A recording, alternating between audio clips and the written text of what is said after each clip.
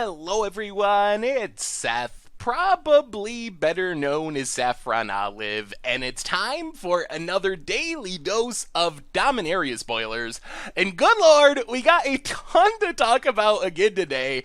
I don't know what Wizards does with the pacing of their spoilers. It's like the slow trickle where we don't have enough to make a video some days, and then it's just like, hey, every mythic, every cool thing, all at once, gotta talk about it today, right now, drop everything you're doing. So we've got a million sweet new cards to talk about, some mythics, some rares, some lower rarity stuff that seems powerful, which means we gotta jump right into it, starting off with Draaga Reincarnated, one of our new mythics, and this card is pretty scary. For 7 mana, you get a 7/7 with flying, trample, and haste. It is legendary, so you can't play a whole bunch of them. However, it also has a cool ability where if it dies, it's gonna come back eventually. It goes into an egg after 3 egg counters are removed on your upkeep. It comes back again with flying, trample, and haste, so a really big threat that's like sort of annoying to deal with, because if you kill it, it's going to come back eventually. So the first thing I thought of when I saw Draaga as was Hellkite Overlord. It is just this huge, hasty, out of nowhere, hit you for huge chunks of damage, close out the game. I mean, Draaga's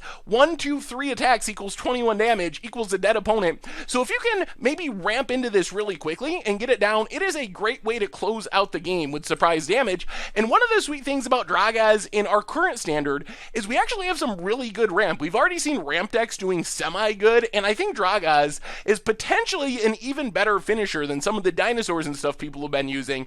In theory, you can just like Gift of Paradise on 3, Hour of Promise on turn 4, Draaga's on turn 5, hit your opponent for 7. That's going to close out the game super quickly. However, there is kind of a weird downside to Draaga's. When you read over the card, it seems super resilient because of the egg counter, but actually, in terms of how Draaga's will play in Standard, it's not quite as resilient as you might think. So, first off, there's a lot of removal that just doesn't kill Draaga's. Fatal Pushes, Abrades, Lightning Strikes, Cast Down. So this stuff isn't going to kill Draaga's no matter what, but the removal that does kill Draaga's and is actually played is stuff like Vraska's Contempt, Cast Out, Ixalan's Binding, which is going to get rid of Draaga's in a way that the egg counters aren't going to matter. So I think the way to think of Draaga's is just as this huge, hasty threat that's going to get in huge chunks of damage. Maybe there's rare instances where the egg counters will actually matter. It dies in combat or something. You heard in the Draaga's Mirror and they bounce off each other.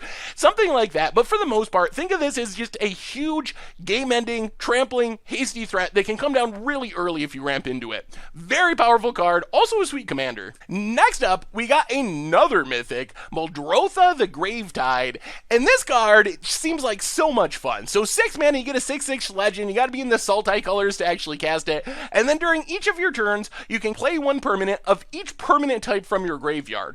So what this means is you play Muldrotha, and then you can play your Phyrexian Scriptures again, or any saga, an enchantment from the graveyard. You can play your Evolving Wilds to do a little bit of ramping. You can get back a Planeswalker. You can get back a creature. You can get back an artifact. So if you get this down and have a bunch of stuff in your graveyard, it's kind of the equivalent of potentially drawing a ton of cards each turn. So it seems like a super cool build around. It's going to be insanely powerful as a commander.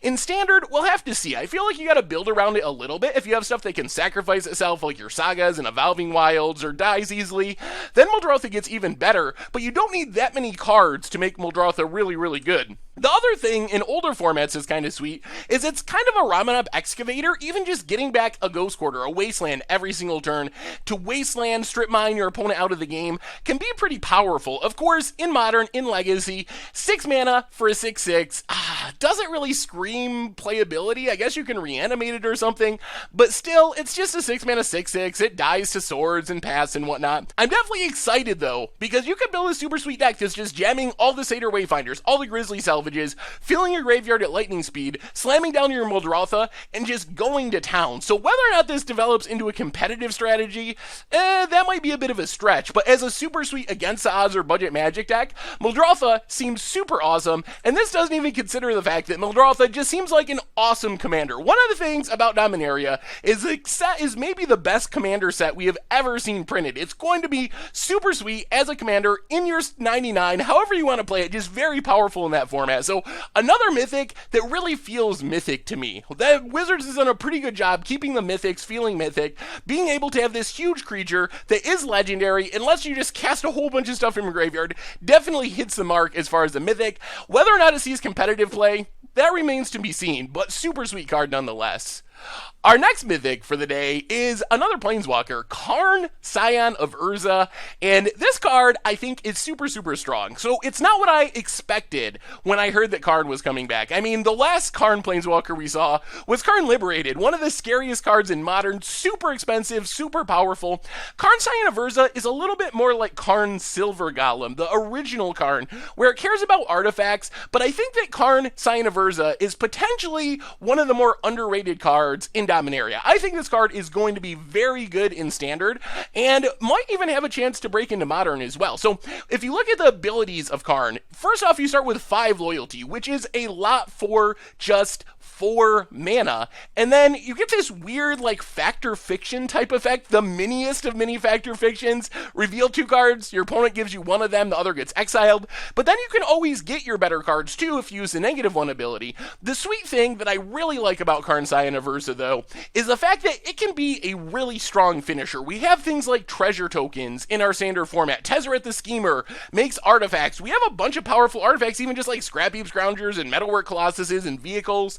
So Karn's ultimate, which isn't really an ultimate, but the -2 ability that creates a 0/0 construct artifact creature that gets +1/+1 for each artifact you control, can potentially just be super strong. So worst case, you're making a 1/1 chump blocker. Best case, maybe you flipped a treasure map and you have 3 artifacts on the battlefield. You're getting a colorless 4/4 for 4 that's going to get bigger as you play more artifacts or you spell swindle something. So if you could just play Karn and negative it and make a couple of 5/5s, that's a ton of value for a 4-mana colorless thing. So I feel like it's going to be at its best when you build around it in an artifact-based deck, but even just in any deck, the ability to protect itself, having a lot of loyalty, generating card advantage, makes Karn kind of a sleeper, I think, from the set. I think people were expecting this huge, expensive Ugin/Karn Liberated type card, and instead we got this a little bit more tricky, smaller, powerful in the right situation type card. But I think that Karn Scion of Urza is the best Planeswalker from Dominaria, and is going to end up being very strong. Next on our list, we have Mythic number 4 for the day. So many Mythics. Lyra Dawnbringer. And this card, it looks vaguely familiar. The reason it looks familiar is it's basically the second coming of Baneslayer Angel. 5 mana, 5/5, flying, first strike, lifelinking angel. Of course, there's some differences. Baneslayer has this really weird upside of protection from demons and dragons. Lyra Dawnbringer doesn't have that. Instead, it pumps all your other angels and gives them lifelink.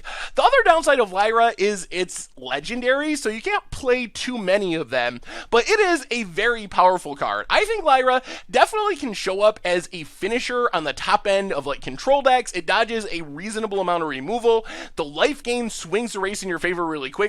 As far as Angel Tribal, this one's a little sketchier. I think that Lyra might show up alongside other angels, but the biggest problem with Angel Tribal in Standard, and in Commander is a whole different story. Lyra will be a great Angel Commander there, but in Standard the problem is all the angels are really expensive. Like, if you want to play Lyra deck, you're going to need like Angel of Inventions, Angel of Sanctions. That's all 5 mana stuff. Shally, Voice of Plenty is nicely on curve. So I think the most likely playability of Lyra is kind of like the mid-range / control finisher. Maybe you can play a couple other angels, like Shyla is right on curve, so you can play Shyla, play Lyra, lifelink, pump it, get in a bunch of damage, gain a bunch of life, get yourself out of the danger zone. But I think building Angel Tribal proper is going to be really difficult with Lyra just because of how angels line up with the curve. It kind of reminds me of Unesh, where you're like, wow, this is really powerful with Sphinx. The problem is all the other Sphinxes are so expensive, you can't really make it work. So great for casual angel decks, great for commander angel decks, a great Baneslayer-esque 1 of 2 of top-end finisher, gain a bunch of life so you can't burn me out type card for Standard. Maybe someone tries to make Angel Tribal work, but more than likely you play it with another angel or 2 that happen to be on curve, or even just by itself, because Baneslayer doesn't need help to be good. The abilities and the life gain and everything about the card is already good enough on its own. So this card, Standard staple. Baneslayer has always been great in Standard. Lyra Dawnbringer will be great in Standard. Being Legendary, probably one of or two of, but a super sweet, very powerful card. Moving on from the land of Mythics to the land of the rares, we have a new equipment, Forbears Blade, and this card is pretty aggressive. I mean, for 3 mana, you give your equipped creature +3/+0, also Vigilance and Trample, so kind of like a non-life-linking Loxodon Warhammer of sorts. Also, you get some nice free equip value. When the creature that's equipped dies, you get to attach it to another creature. The first thing I thought of with Forbears Blade is it's kind of like Sword of Vengeance. You have a similar casting cost, similar equip cost. Of course, you don't get the free equipping when something dies, and it has kind of similar abilities. You lose out on haste and first strike, but you get an extra power. The thing is, we haven't seen a truly playable equipment in a long time, so I naturally start out skeptical that an equipment that's printed in a modern set is going to actually be playable, and I'm skeptical of Forbears Blade as well.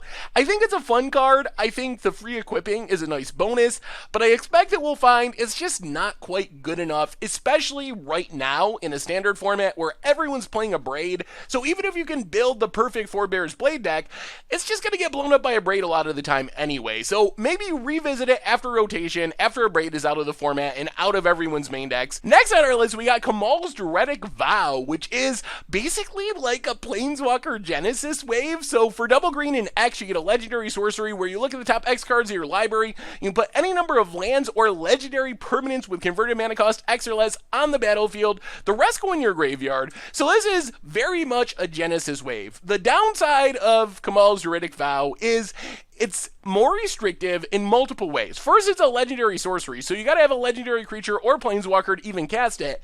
And then, you don't just get any permanents. You're not getting artifacts, you're not getting enchantments, you're not getting most of your creatures, so you really gotta build around Kamal's Aesthetic Vow. However, it is worth pointing out, I mean, planeswalkers are legendary, we have a lot of legendary creatures, we even have some weird legendary permanents like Azur's Gateway, so it might be possible to build a Kamal's Aesthetic Vow deck. I think that more than likely, you can probably build a deck around it as a second Genesis wave in Commander, where you play a lot of Legends anyway, kind of tilt your deck that direction, and then use Kamal's Aesthetic Vow as kind of like a backup Genesis wave, make a bunch of mana. If you can make a ton of mana, like with Genesis wave, with Nykthos and stuff, where you have like 30, 40 mana, you can kind of just power through the fact that it's more restrictive, although like all the legendary sorceries, naturally comes with the downside of needing that first legend to really do anything.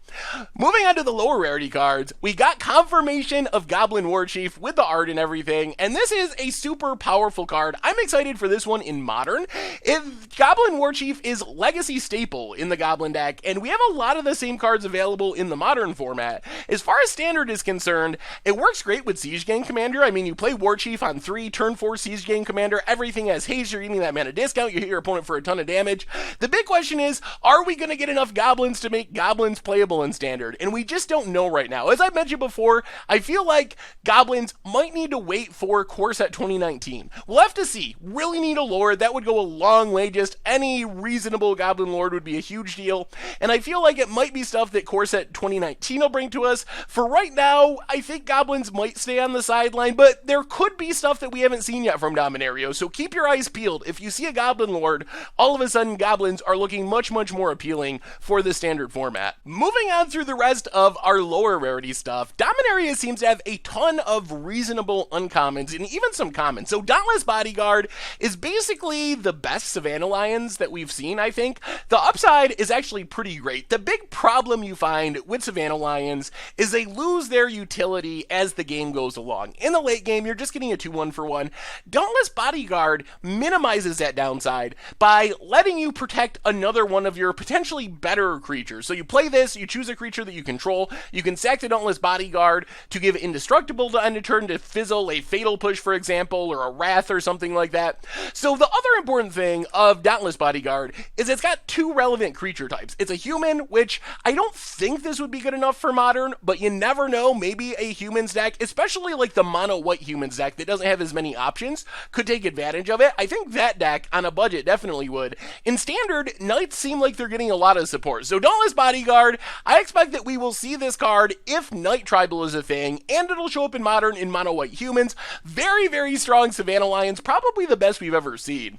We also got Song of Freyalise, which is sort of the weird saga-y temporary version of Cryptolith Rites. So when it enters the battlefield, all of our creatures get to tap to add 1 mana of any color. It happens again on our next turn, and the final turn, it pumps all of our creatures, whatever. I'm not really excited about the antheming part of Song of Freyalise. I'm more excited about using Song of Freyalise as like a weird ritual. So for example, if you could make a bunch of tokens with Serval Exhibition, Sram's Expertise, where you have, let's say, 5, 6, 7 creatures on the battlefield, you play Song of Freyalise, sure it costs 2 mana, but it's actually immediately adding a bunch of mana, because you can tap all your creatures right away to add mana, which means you're actually netting mana, like a ritual, like a Seething Song or something with Song of Freyalise.